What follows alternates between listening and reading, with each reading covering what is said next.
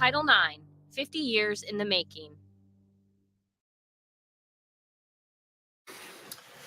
Senator Teresa Ibaugh, District 44, which is 8 counties in southwest Nebraska. Brian Harden, District 48, Banner, Kimball, Scottsbluff counties. Assisting with the committee today, to my far right is Tim Pendrell, who is the committee clerk, and to my immediate right is Neil Erickson, the committee's legal counsel. The committee pages today are Molly Peñas and Julie Scabdal, both who attend UNL. We appreciate them being here today. With that, I'd like to invite Neil Erickson, the committee's legal counsel, to provide a brief overview of Amendment 2285.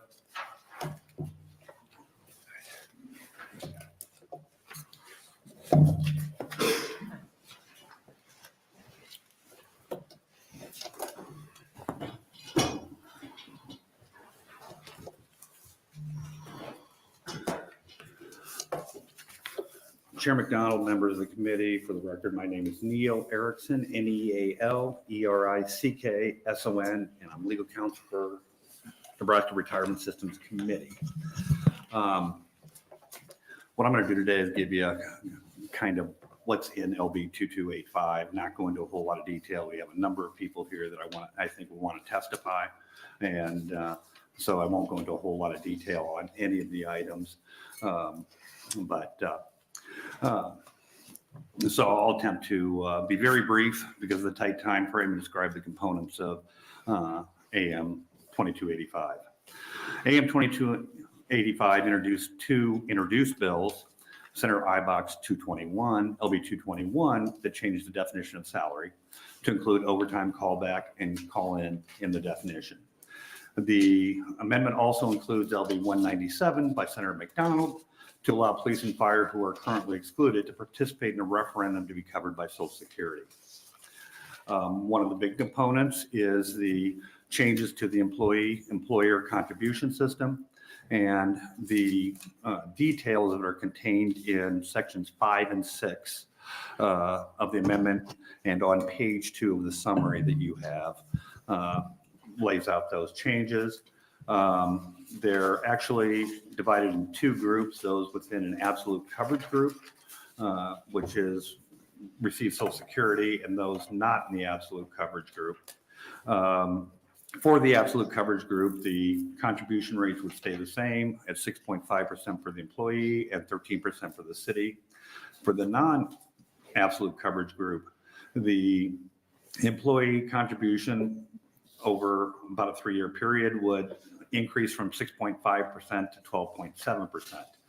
The city rate would change from 13% up to 15% during that time period. Other topics that are included in the amendment include language regarding a surviving spouse who remarries with no minor children. It will be entitled to the remainder of the employee account less any benefits paid. The amendment also allows for investment pooling of the defined contribution funds and allows local retirement committees to pool, subject to an agreement, investment administration funds with a single agent. There's also provision regarding retirement health insurance during retirement age, and allows the retired employee to continue with the city's health insurance by continuing to pay the employee share for the first 2 years and the employee share and 50% of the city share after those first 2 years. As mentioned, the Social Security provision in LB 197 would allow for firefighters to participate in a referendum to amend the Section 218 plan and receive coverage under Social Security. Currently, we are the only state that still has that exclusion for police and firefighters. And that's basically the contents of this amendment. And I know it's very brief, but like I said, I think you probably want to hear from the people impacted as opposed to me, but I would answer any questions you might have. Any questions from the committee? Thank you, Neil. First proponent.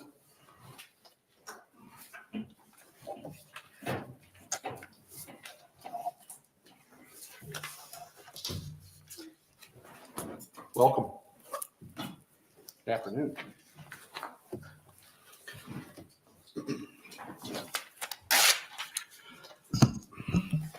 Good afternoon, Chairman McDonnell and members of the Retirement Committee. My name is Gary Bruns, that is GARYBRUNS, representing the Nebraska Professional Firefighters Association, which advocates for 1,400 paid firefighters, EMTs, and paramedics across the state.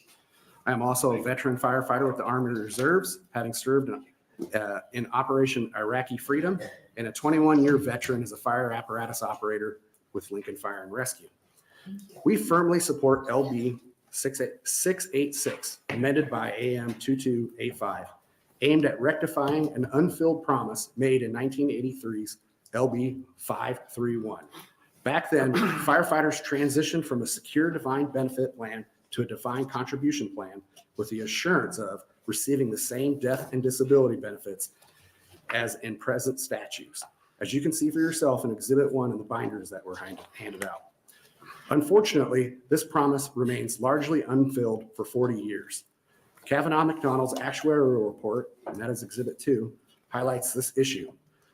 Even in the best case scenario, a retired firefighter receives only 42% of their salary, falling short of the promised 50% and well below the 70 to 80% retirement experts say you need to retire with.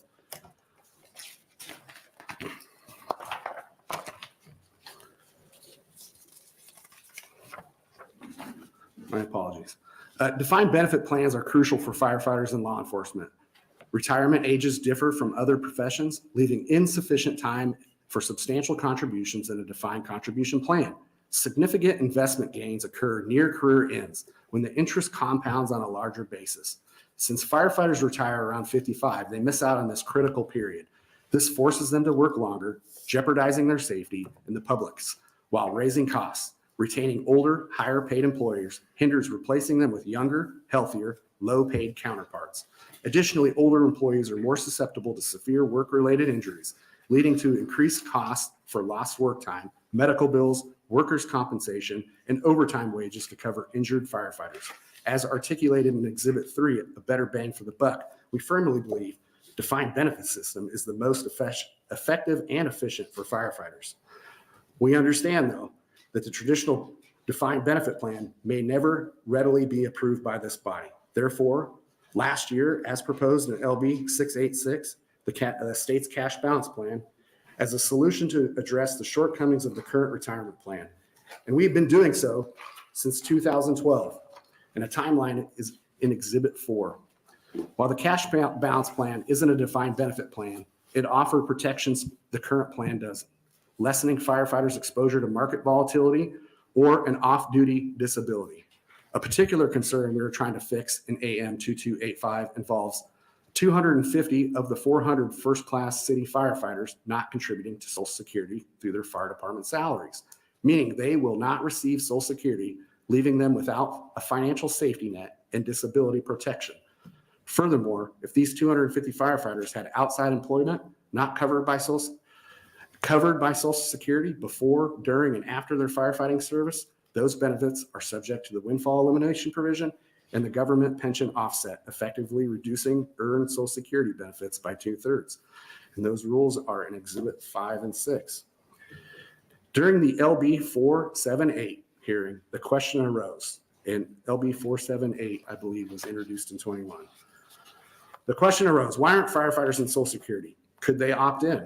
And a comprehensive accounting of that history is in Exhibit 7, with the full report available in your archives.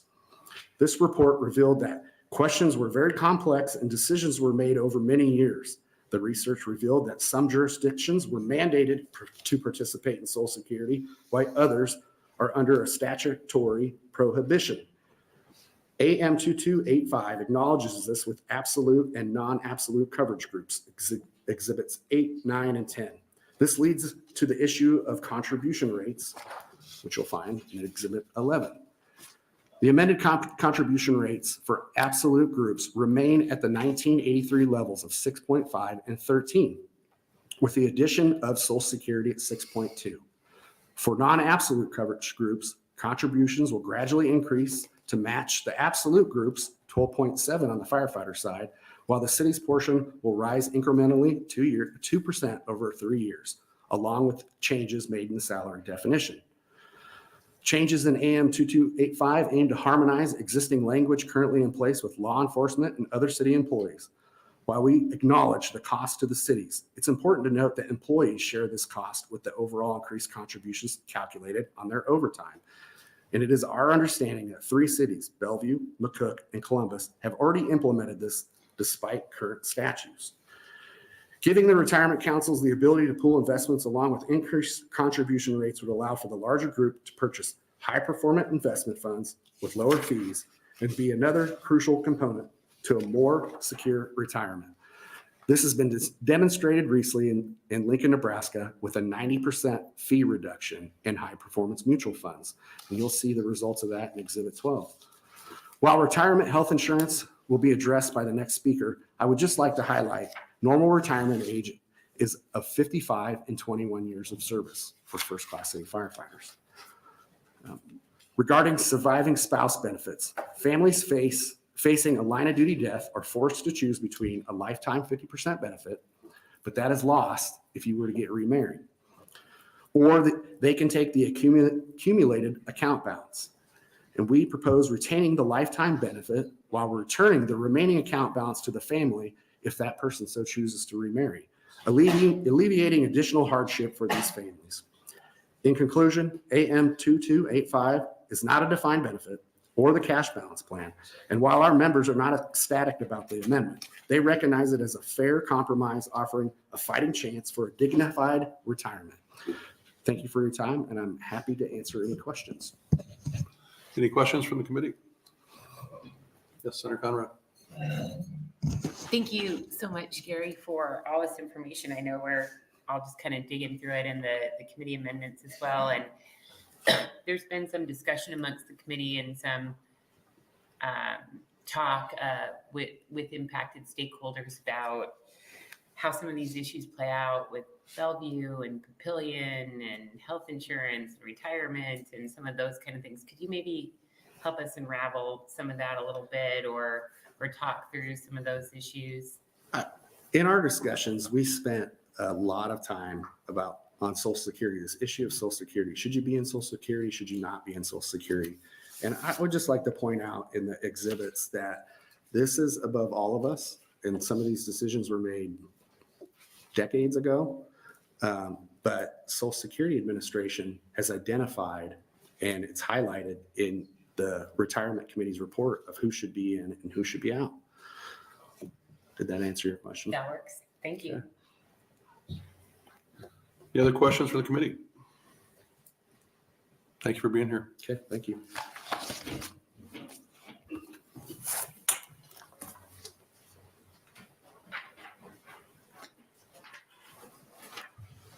Welcome. Thank you, Mr. Chairman, and members of the committee. My name is John Corrigan, John Corrigan, and I'm here to testify as a proponent of the amendments to LB 686, Amendment 2123. If you've spent any time in the Retirement Committee, you know that we've been pounding on this door for a long time. Me being a representative of the Nebraska Professional Firefighters Association, the reality of retirement in Nebraska for firefighters has had a kind of a patchwork of fixes. And Gary provided in your documents some historical documents in the former esteemed committee counsel,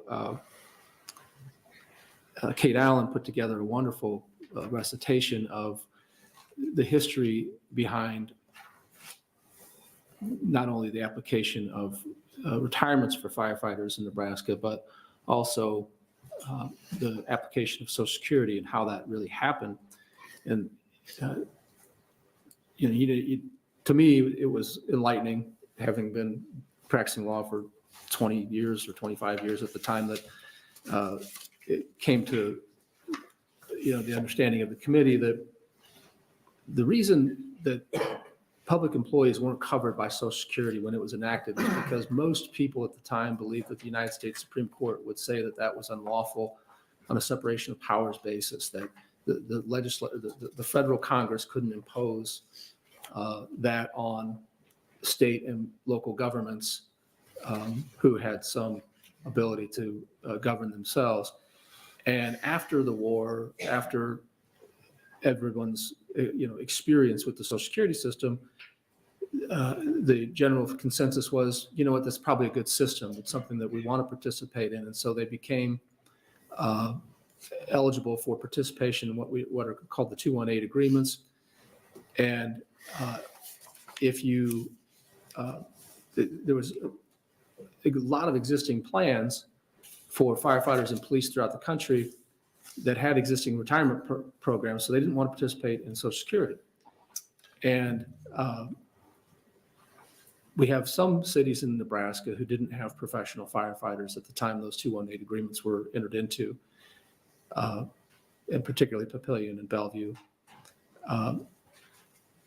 They had volunteer departments. They brought in all of their employees in what's known as the absolute coverage group, and under the Department of, or the Social Security Administration's application of the statutes and rules, once you come in as an absolute coverage group, everybody comes in, and that's what happened.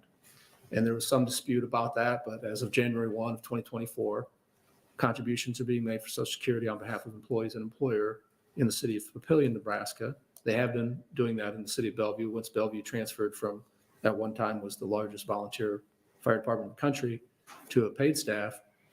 And it's gone off without a hitch. But in any event, that quirk of history has kept us from getting to the heart of how do we fix the retirement system. And there's a memo in the file that Gary provided to you, just looking at how retirement is treated for firefighters in the states that border Nebraska. In first-class cities, we have a pure DC plan, and as Ms. Pat Beckham pointed out, in her February 1st, 2024 letter, if the employee contributions and employer contributions had an investment return rate of 7%, which is roughly what the investment assumption rate is for the state retirement systems, then they'd have a 42% chance of, or they would have 42% of their wages replaced by the retirement that they were able to generate based on years of service and retirement at age 55. That's simply not acceptable. If those investment rates go down 6%, 5%, that goes from 42% to 36% to 31%, meaning that, obviously your investment return assumption drives the amount of wage replacement you might expect the employee to earn. And if we look at how the surrounding states treat firefighters of similar communities, they offer defined benefit plans. And, if I'm a firefighter and I'm 22 years old and in Norfolk, say, and I look over and I don't live too far from Iowa, and in Iowa, I can contribute 9%, the employer contributes 23%, and I get to retire with a 66% pension after 22 and a half years. Maybe that's why one of the reasons we're having a hard time keeping people, once they become trained and able to operate as paramedics or firefighters, EMTs in our communities, from going to those defined benefits. And they wind up in Lincoln, they wind up in Omaha, they wind up in Kansas or Missouri or Iowa, even South Dakota. So I only point that out to express to you, there's a lot of difficulty among our own membership in saying, why would you agree to put more money in a plan that doesn't work? And our position is, we got to put more money in the plan so you can retire. And we cannot let the perfect be the enemy of the better. And if the legislature has told us, and the League of Municipalities told us, point blank last year, about a year ago this time last year, there is no discussion on a defined benefit or a cash balance plan. Okay, well then we need to talk about how we're going to get more money in this fund to take that 42% and make it more possible for people to retire with a living retirement benefit after engaging in a full career of first responder work, which is work you don't really want to have to expect people to do after age 55 or 60. And that is something that is the policy of the state of Nebraska, from the state patrol to police and fire throughout our larger municipalities. So that table, if you can look on Ms. Beckham's letter, which is in Gary's notebook at page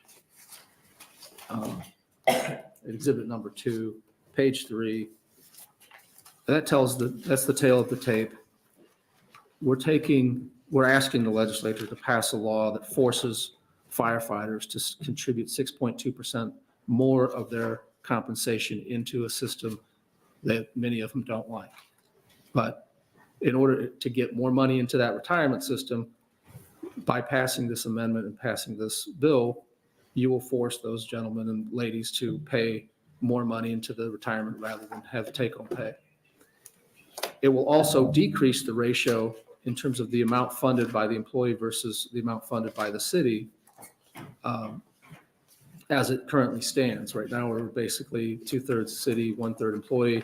It goes to a 46-54 ratio under our proposal. And a 7% investment return is estimated to provide a 60% wage replacement benefit. That's still not as good as 22 and a half years in Iowa. And you can look up and down what maybe some of the other opportunities are for retirements, but it makes sense because it gets better for our folks. It requires the cities to contribute a little bit more money, although a 2% increase. One important note is that there is, as proposed in the original bill, to include overtime, callback, call-in pay. That's in changing the definition of salary. That's a really important aspect of this. But it's also important to understand the employees are going to be making those contributions too. So not only are we going to contribute a higher percentage, but they're going to contribute more of their wages.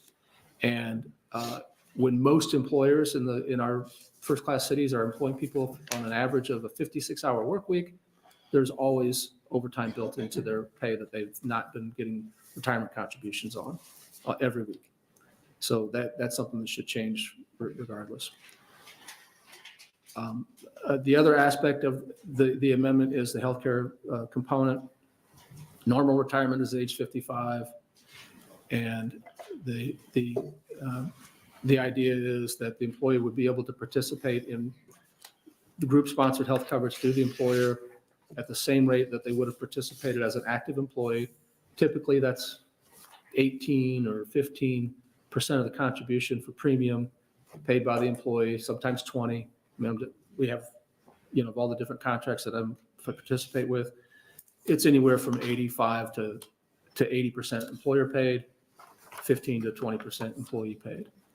And that would continue for a period of 2 years. After that, if the employee wanted to participate, they have to pay 50% of the amount until they reach eligibility for for coverage through Medicare. That's a small number of people in relation to the total number of firefighters, because you've got a big age difference between the people that come on and the number of people that are retired. And it's a really important gap towards closing that gap so that people can have coverage. Mind you, they're going to pay for it in some way until they're eligible to transition to Social Security or Medicare coverage, which all employers, they don't participate in Social Security, most of them, but they do. Everybody participates in Medicare. So that's the hope. And if there's some desire to say, well, we want to change that so it's a limited amount of time at an initial age, I mean, we're open to amendments in that regard. But from our perspective, we got people working past age 60 now only for this purpose. That increases injuries, it increases risk for firefighters and citizens alike. And so we think that's a sound way to go forward in terms of the policy, offering that benefit to first responders. Questions from the committee? Thank you for being here. Thank you. Next proponent. Next proponent. Opponents.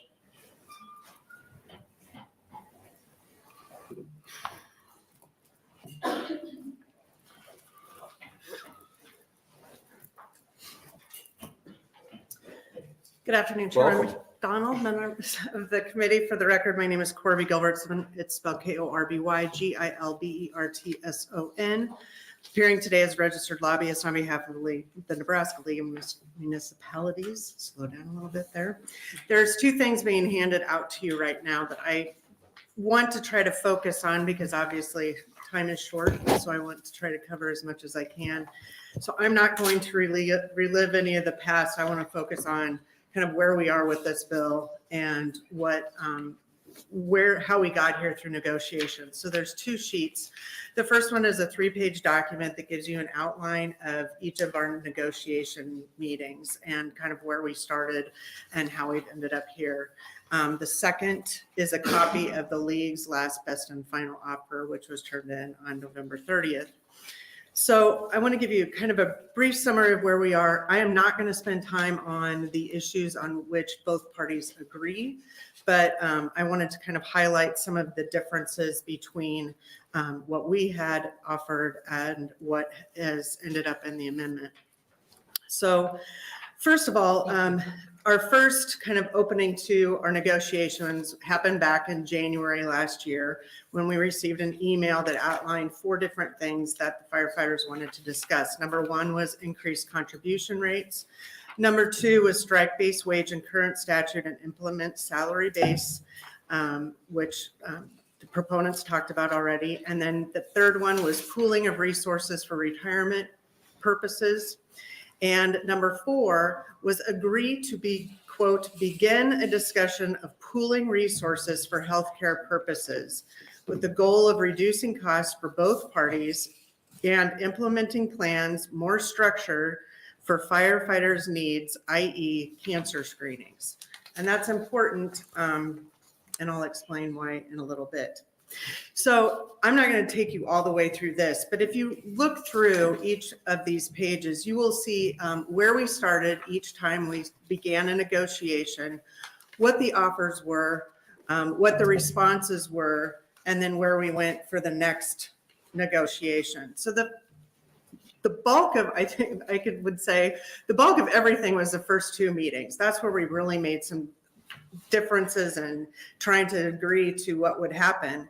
And looking at it from the league's perspective, our main objectives were to negotiate in good faith, make sure that there were increases on both sides. But the league has to remain mindful that they also have a fiduciary duty to be responsible for all of their other employees, and then also be mindful of the impact on property taxes. Senator McDonnell and I sit next to each other sometimes at the governor's tax policy working group, and we hear constantly, we are not going to allow any lids to be lifted or any exceptions. So this, we have to remain mindful of what this does to city budgets. So when you look at the second document, which is our last and best final offer, I'm going to go through the contribution rates, and what the proponents talked about in the initial contribution rates, I think we all have somewhat of an agreement on. The city has generally maintained that the firefighters should come up to the same level that the cities are contributing. And if you look historically, the city has contributed 13% as opposed to the 6.5%. That 13% was to represent the remainder that would have gone to Social Security had they been covered by that. The firefighters elected not to do that other 6.5% or 6.2%.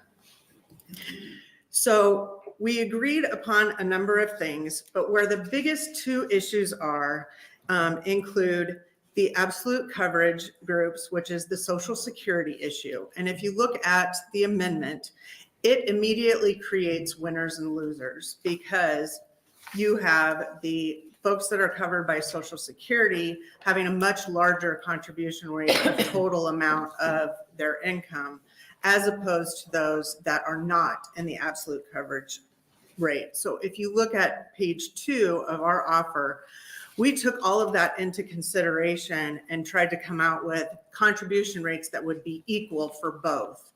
Because I don't think it takes a big leap to know that if there isn't equality in this, there's going to be comparability issues, and then those will be obviously back before you or CIR or somewhere soon. The second issue is with healthcare. I pointed this out earlier because it was never part of any of our discussions. Not one time during our negotiations did this issue come up.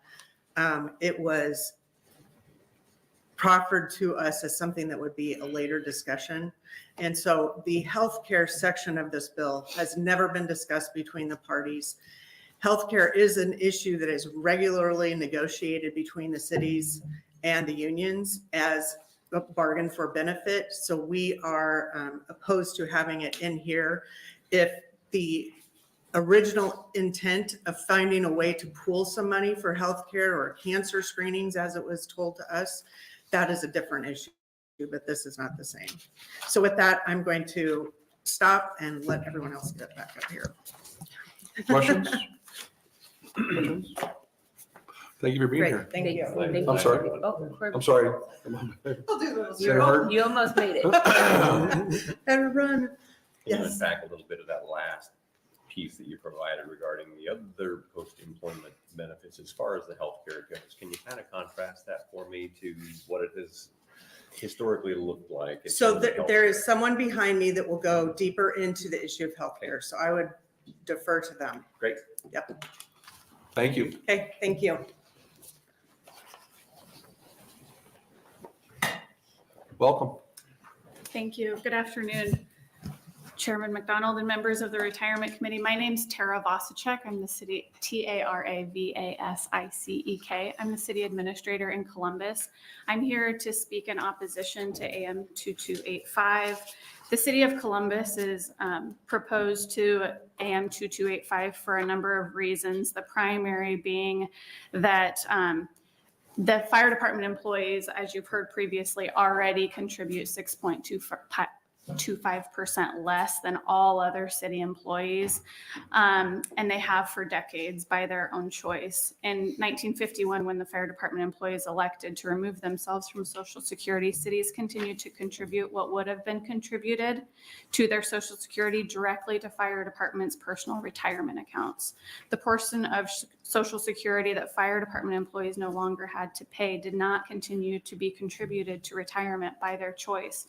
So for the past 70 years, fire department employees have been personally contributing over 6.6% less to their retirement. The table on page 1 shows actual 2023 contributions of several city employees. So to require the city to increase contributions for fire employees will cause further disparity between our employee groups. You can see there's fire captain, police sergeant, and streets utility supervisors. We presently do a 2-to-1 match for all fire and 1-to-1 for police and utilities. Page 2 highlights the second reason, and that's primarily just the significant fiscal impact to cities. Increasing retirement contributions and providing health insurance post-employment is fiscally unsustainable for the city of Columbus. With the passage of LB 243, the city of Columbus's maximum allowable growth between last fiscal year and this fiscal year meant our property tax revenue only grew by about $300,000 or 5.2%.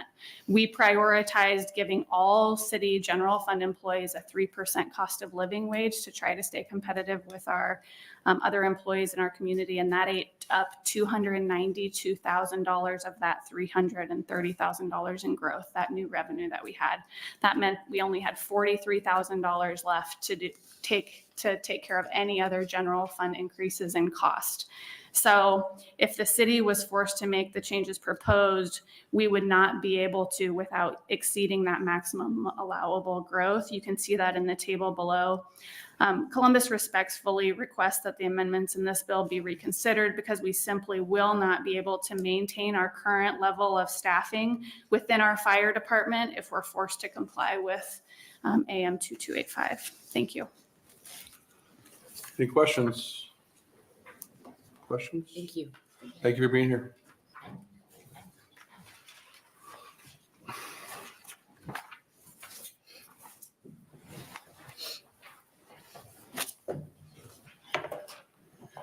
Thank you. Welcome. Thank you. Thank you so much, Senators, for letting us speak today. My name is Patrick Brown, PATRICK-BROWN. I am the Assistant City Administrator, Chief Financial Officer for the City of Grand Island. And I'm here to speak on opposition of the proposed legislation and amendments contained in LB 686. Let me start off with, if we take the totality of these legislation and amendments, City of Grand Island would have to ask for 44% increase in the property tax ask. 44%. Let that sink in. So I want to go through how I got there. So healthcare costs. So I, qualified retirement at 20 years service or age 55. We have a total fire full-time employees of 76, 26 which are firefighters, EMT, and 28 are firefighter paramedics. The city pays $21,805 for employee traditional healthcare plan annually. This is 90%. The employee pays 10%. Through the calculations with a 3% inflation rate, which is very conservative, the total cost of LB 646 healthcare would be $19.5 million by the year 2044. If you use a 5% inflation factor, that amount goes to $25.5 million by 2044.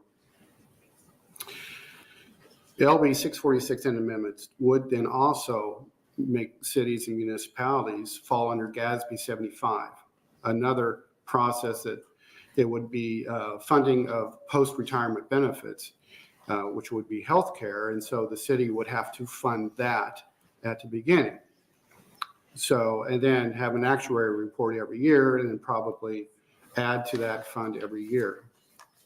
This would also cause elimination of the city's post-employment healthcare contributions, also known as a VIVA account, and that's approximately $1,000 a year, which they currently get. On to Social Security costs. So if the firefighters vote to pay into Social Security at 6.2%, their actual take-home decreases by $335 a month. So it's a hit on them as well. Now, if that is elected and the portion of 13% goes to 19.2%, it is more than likely that the firefighter wages will be froze. Reason being, it's based on the HRV, which is the hourly rate value that CIR established, and its benefits, its retirement, healthcare, and wages. And if you're upping two of the three is going to be froze, more than likely. Indirect costs of LB 646 is going to be a reduction of ambulance service to citizens, reduction in workforce, canceling the rebuild of fire stations that are old and non-functional, prolonged use of equipment that is non-reliable. And the big one for us is other bargaining units wanting the same compensation as the firefighters. And so that would cost an additional $4.5 million to the city starting year one. It would also increase utility rates because we have a utility union. It would be a reduction in services provided by parks and recreation, library, and streets. In closing, I just want to reiterate a 44% increase in property tax ask is a lot for our citizens. And I hope you reconsider on this. Thank you. Any questions? Senator Conrad. Thank you. Thank you so much for bringing this information forward and sharing your perspective. And I didn't know exactly the best way to engage because we have such a short period of time to cover so much ground here. So I'll ask you, but if there are other representatives from the governmental entities that want to respond as well. I mean, I think that you heard some of this in the opening, and it's been a frustration for me and some other members of the committee is that we've asked the parties to come together and try and work this out for a really long time. Absolutely. And that has not been able to be accomplished for a variety of different reasons. And like many issues that are at a standstill in our public policy that come before the legislature, eventually there will be a policy decision if the parties can't come to an agreement on their own. So I think that's how we find ourselves where we are today. Yeah.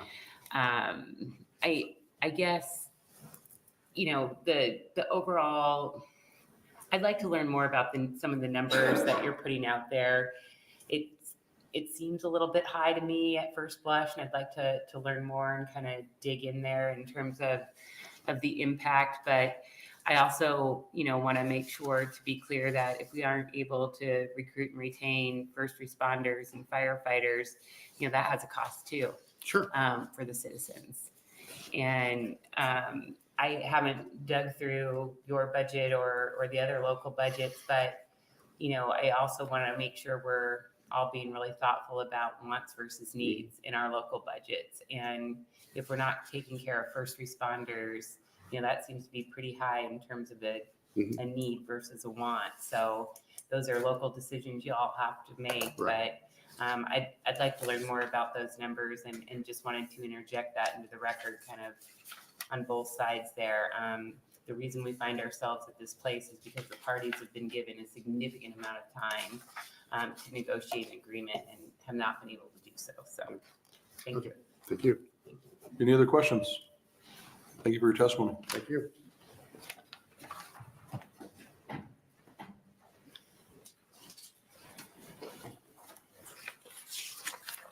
Welcome. Thank you. Good afternoon, Chairman McDonnell and members of the Retirement Committee. My name is Carla, C-A-R-L-A, Heather Shaw Risco, H-E-A-T-H-E-R-S-H-A-W, capital R-I-S-K-O. I am an assistant city attorney for the city of Papillion, and I'm here to testify in opposition to AM 2285, specifically the unintended disparity that the proposed legislation perpetuates. In 1951, the state of Nebraska entered into a Section 218 agreement with the Social Security Administration to extend Social Security coverage to employees of political subdivisions. One of the exceptions in this agreement was to exclude employees who were already covered by a mandatory retirement system. As such, historically, firefighters in first-class cities have not contributed to Social Security. In fact, the city's contribution to firefighter retirement was increased to 13% in order to equalize retirement savings for firefighters, because while cities were contributing to Social Security for all of their employees, including police officers, they did not contribute to Social Security for firefighters. However, recently, the Social Security Administration made a formal interpretation of the Section 218 agreement that although the statutorily mandated retirement system does apply equally to all firefighters in cities of the first class, the exclusion from Social Security coverage only applies to the firefighters in cities which were first-class cities at the time that the Section 218 agreement was executed. The effect of this determination is that the Social Security contributions for firefighters are now going to be treated differently depending on how large or how small the city was 70 years ago. The legislature has a responsibility to correct this inequity, not to perpetuate it. Because of the Social Security Administration's determination, the cities of Papillion and La Vista started contributing an additional 6.2% for Social Security on behalf of our firefighters in January of this year. That means that we are now required to make both the Social Security contribution of 6.2% as well as the mandatory retirement system contribution of 13%. Many other Nebraska cities, just as an example, including Gretna, Gering, Blair, Plattsmouth, and Seward, will have to do the same if they convert to paid fire departments. That is a 50% higher burden on these cities than it is on the non-coverage group cities, even though the services and the values of their fire departments are exactly the same. Even if the retirement contribution for the non-coverage cities is increased to 15%, as is proposed in this legislation, that is still almost a 30% greater burden on the cities that are subject to Social Security. The intent of the Section 218 agreement cannot have been to create this kind of a disparity in the retirement for Nebraska's firefighters and for the cities that are paying into their retirement funds. Rather, the state's clear intent was that if the firefighters were subject to the mandatory retirement system, they were not supposed to be subject to the Social Security withholdings. Now, the state cannot go back and change the Social Security Administration's interpretation of the Section 218 agreement and how it applies. However, what the legislature has the opportunity to do now is to correct this discrepancy by amending the firefighter retirement system to provide for an equalization of contributions depending on whether or not the city and its firefighters are contributing to Social Security. Thank you. Any questions? Questions? Thank you for your testimony. Thank you.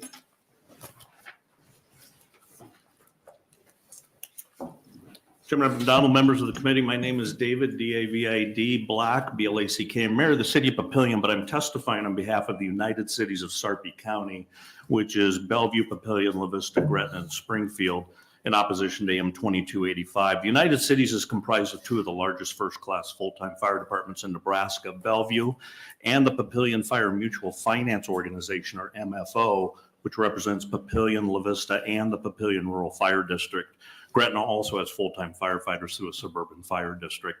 This is a question of local control and unfunded state mandates in an era where the legislature is rightly attempting to reduce citizen tax burdens.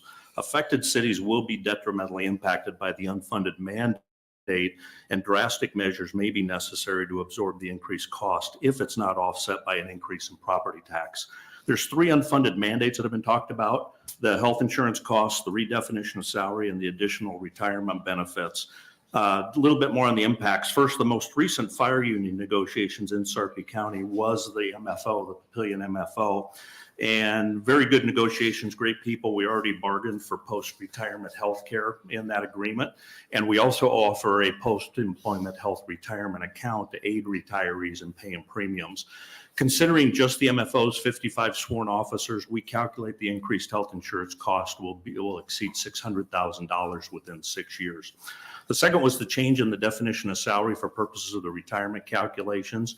Just the MFO, over $180,000 in year one, increasing each year. And then third was the added cost that all absolute coverage cities must pay towards retirement. The additive cost of all three unfunded mandates to just the MFO approaches $1.2 million in year six, of which $845,000 is retirement and health insurance. Those are real local dollars directly caused by AM 2285 based just on current staffing. Governor Pillins recently said we're taxing ourselves too much. I don't think our taxpayers would favor increasing property taxes to pay for state mandated expansion of employee benefits beyond what were negotiated in good faith locally. Just in Papillion, we would have to take these steps that we believe if we were not going to increase the property tax levy. It'd begin with a reduction in hourly wages and benefits that were talked about before to offset the cost. We would identify savings potentially through a reduction in force option in the agreement, reevaluate our existing contractual obligation to hire 3 additional firefighters, eliminate our voluntary 2% contribution to the 457B program, look to freeze the firefighters' contracted pay scale, which is previously talked about, or we could see an outright termination of near plans for 2 additional fire stations that we're actively talking about. In addition, we could see a reduction in minimum staffing requirements, a greater reliance on neighboring fire departments, which would also be stretched thin by the amendment, and mutual aid response to area volunteer departments could be negatively impacted, affecting the broader rural region. Much of this will require supplemental bargaining to bring our overall wage and benefits package in line with our array while still ensuring adequate fire protection services. So in conclusion, the taxpayers of the United Cities of Sarpy County, including the rural farmers who are represented within the MFO, will suffer because of the legislature's 3 underfunded mandates through higher property tax or reduction in fire services. We encourage you to leave employment benefits to the local bargaining parties who know best how to serve our local communities. Thank you for your time. And in the handout that I forgot to give the clerk, which I will, there's also a letter from the United Cities for the record. Thank you. Any questions, Senator Conrad? Thank you so much. Thank you so much for being here and sharing this information.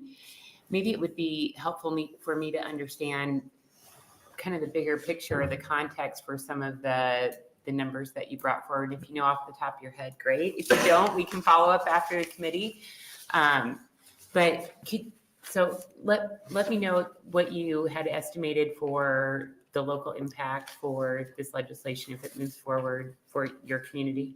Because it's a cumulative additive, I'm kind of using year 6 as the That's point okay. of reference. And from the calculation I've got, that'd be $1,187,257.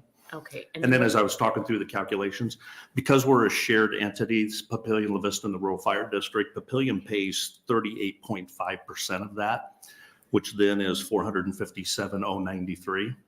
1 cent on our levy is $380,000. So that's 1.12 times on the levy.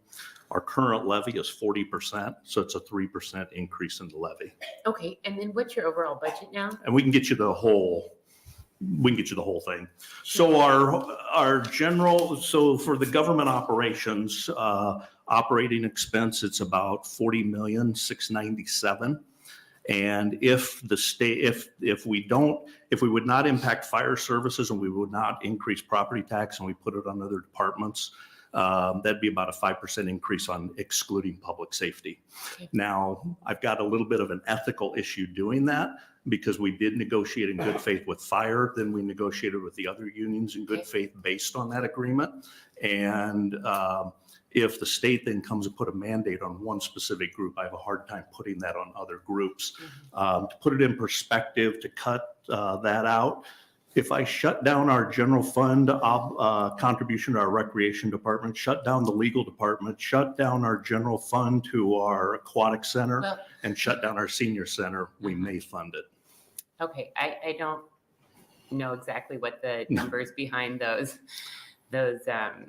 examples might be, but we can get you the exact. Okay, so just dialing it back there for a minute, though, you roughly indicated that your share, 38% of this 1.87 million, would be roughly 457. Call it $500,000. $500,000. Okay, that's generous roundup, but okay, on a $40 million budget, which I think is a pretty small percentage increase for your overall. As was previously budget. testified, it would probably chew up all of our allowable growth that the legislature's given.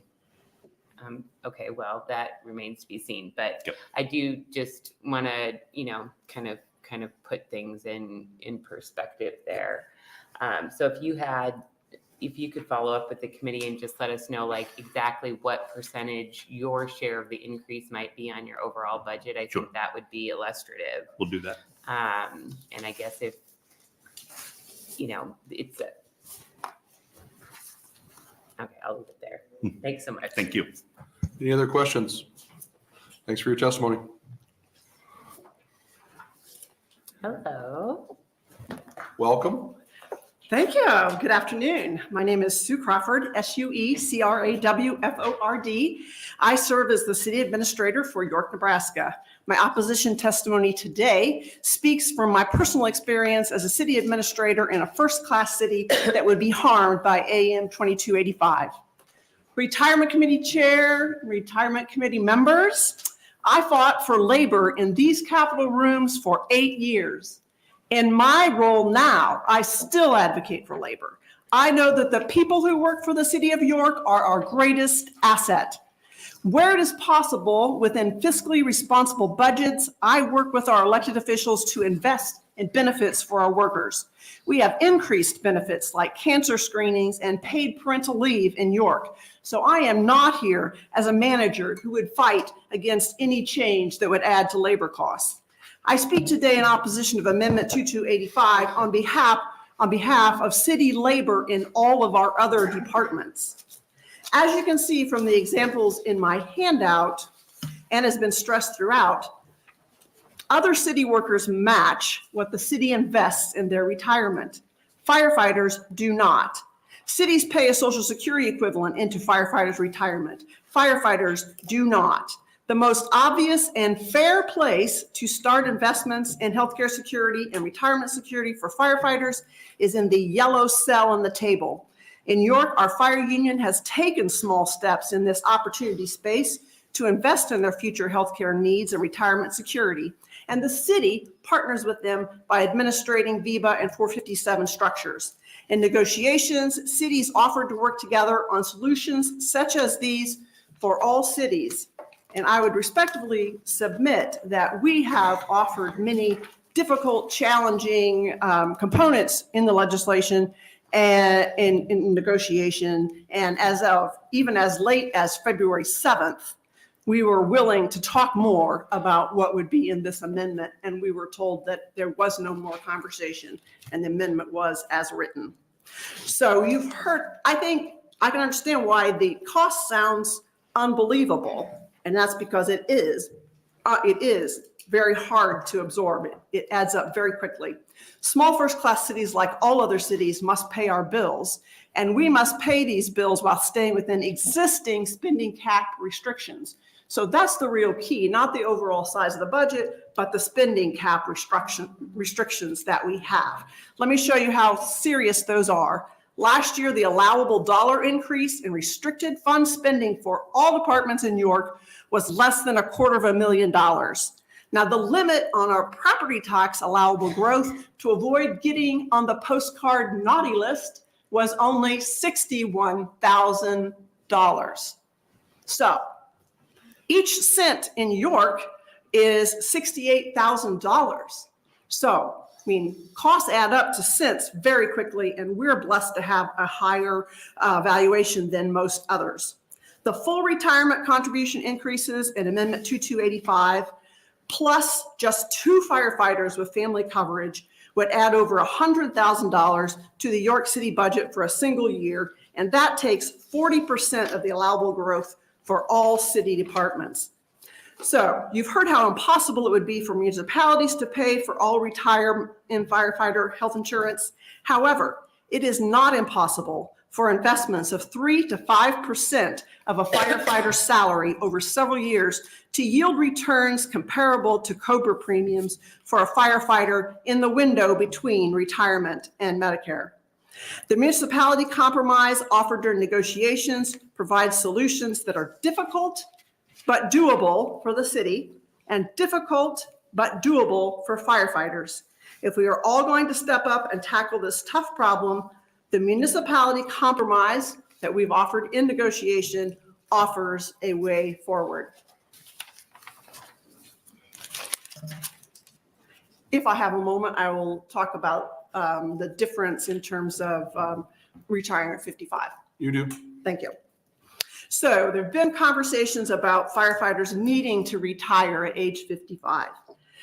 I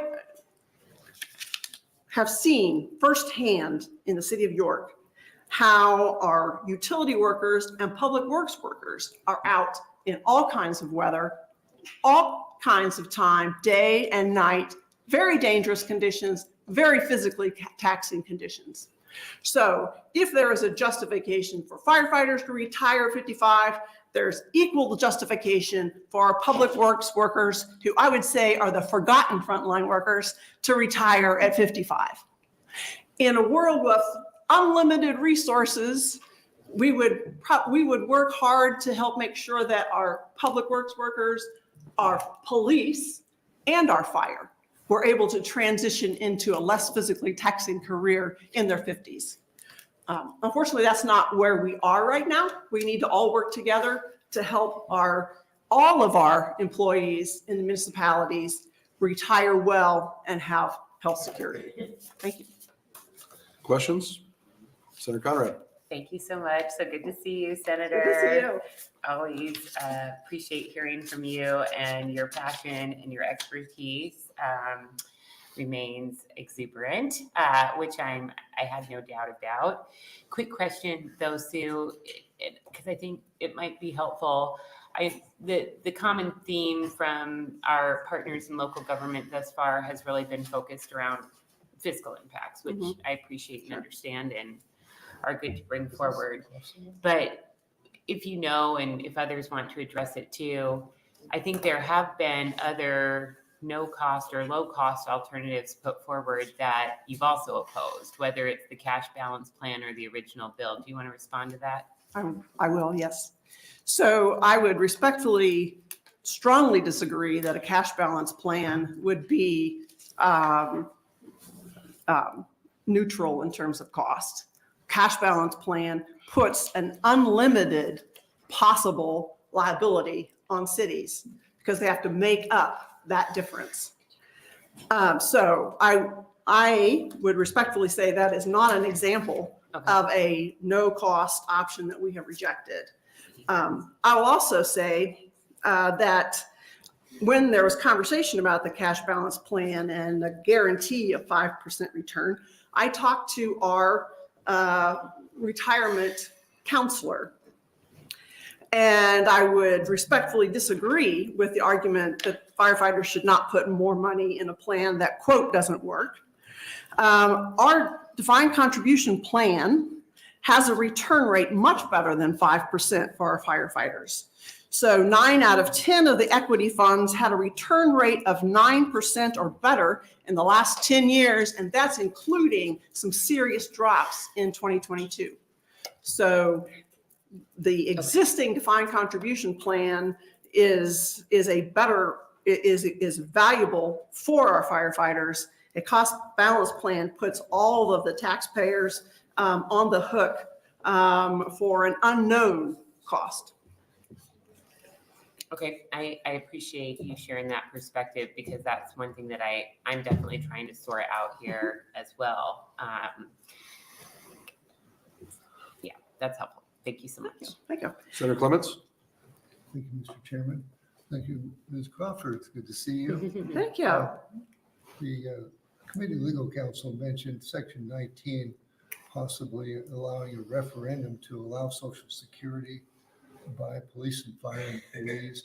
In the discussions with the firefighters, has that been raised as a possible solution? So the firefighters in the city of York have not talked to me about a desire for being a part of the Social Security system. As we have indicated before, that was a decision made back in the 1950s by firefighters. However, it has been the case that the choice of not making up that difference has been a choice that they have continued to make in all of these years. So that has not been a part of our conversation about wanting to go into that direction in York. And would you go over the what hours, overtime hours, or would be included and what that would affect your city? Sure. So as other proponent testimony indicated, including overtime hours is an important step on both sides. It costs both of us quite a bit to include overtime hours, because firefighter overtime hours are very different than any other city worker. Every other city worker has a 40-hour scheduled work week, and if there is overtime, it is above and beyond scheduled. Somebody, some crisis occurs and they have to step up. There's a huge snow and they have to go plow.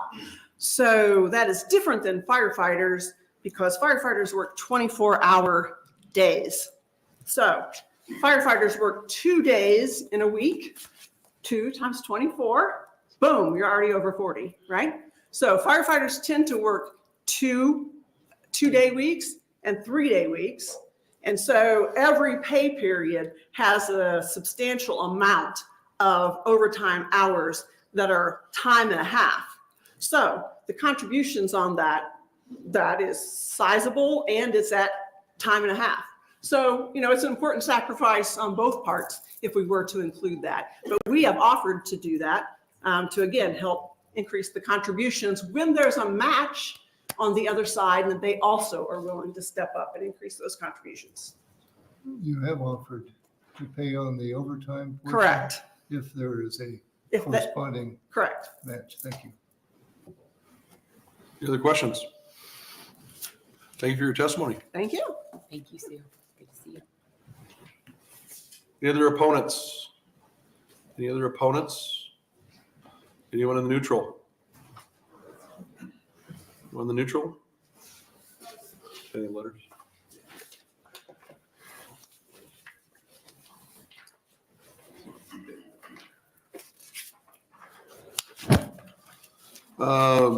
We have one proponent, no opponents, and no one in the neutral. I'd like to thank everyone for their testimony. I also like to thank everyone for their work they've done over the last year of working through this. There was much agreed upon. Of course, we've heard today the things that weren't agreed upon, but I do appreciate your time and your effort to take this legislation and improve on it. Thank you. The hearing is now over.